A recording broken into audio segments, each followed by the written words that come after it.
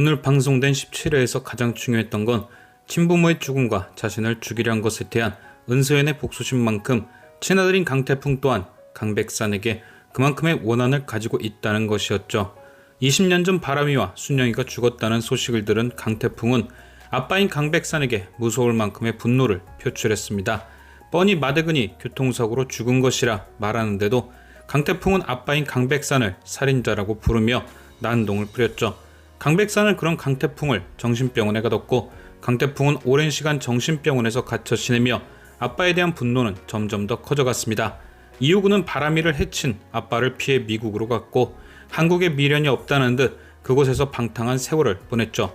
지금까지 공개된 강태풍의 인생을 보면 그에게 있어 강바람은 동생이자 등대 같은 사람이었던 것 같습니다.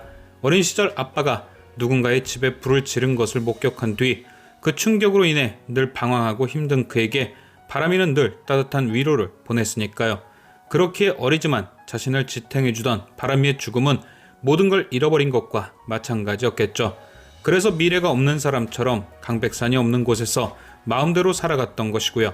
그런데 그런 바람이와 함께 죽었다던 배순영이 살아있는 걸 알아버린 강태풍, 의미 없던 그의 인생에 다시금 불이 밝혀지는 순간이었던 것. 배순영이 아무리 바람이는 없다고 발뺌을 해도 이미 태풍이를 막기엔 늦은 듯 싶습니다. 희망이 없던 그에게 희망이 생긴 것이니까요. 둘 다 교통사고로 죽었다던 마대근의 소식이 처음부터 틀린 조사라는 게 입증된 것이나 마찬가지고요. 둘 다 죽었다 했는데 배순영이 살아있다는 건 강바람도 살아있을 수 있다는 반증이 되는 거죠. 아마도 18회부턴 강태풍이 강바람을 미친 듯이 찾는 이야기가 전해질 듯 합니다. 그동안 죽었다 생각해서 찾지 않은 것이지만 이제는 찾아봐야 할 이유가 생긴 것이니까요.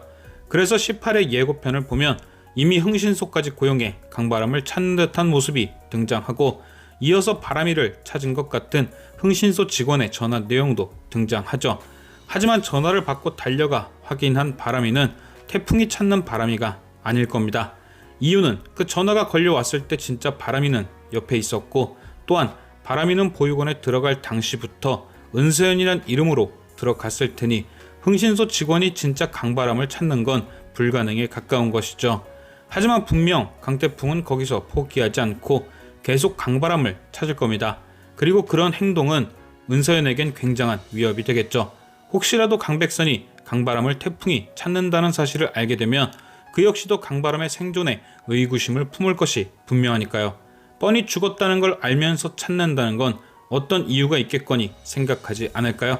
그렇기 때문에 윤산들이 은서연에게 태풍이에겐 알리는 게 좋지 않겠냐라고 말한 것 같습니다. 혹시라도 시작될 강백산의 의심을 피하기 위해서 말이죠. 하지만 은서연의 의견은 다를 듯 합니다. 아무리 강태풍이 자신에겐 좋은 오빠였지만 그래도 강씨 집안 사람이니 혹시라도 자신의 정체가 들통날까 걱정이 되겠죠. 은서연은 강태풍 또한 강백산에게 분노하고 있다는 걸 모를 테니까 말입니다. 그래서 저는 왠지 은서연이 가짜 강바람을 만들어낼 듯 합니다. 보육원 원장님과 짜고 가짜 강바람을 만들어낸 뒤 다시 한번 죽었다고 믿게 만드는 거죠. 흥신소 직원들이 찾았다는 강바람을 만나기 위해 그들이 알려준 보육원으로 간 강태풍, 그리고 보육원 원장님은 찾아온 강태풍에게 오래전에 있었던 건 사실인데 이미 죽었다고 전해주는 거죠. 이렇게 강태풍이 자신을 찾는 걸 은서연이 막는 겁니다. 과연 강태풍은 언제쯤 은서연이 강바람임을 알게 될런지. 지금까지 시청해주신 여러분께 감사드리며 저는 또 다른 리뷰로 돌아오겠습니다.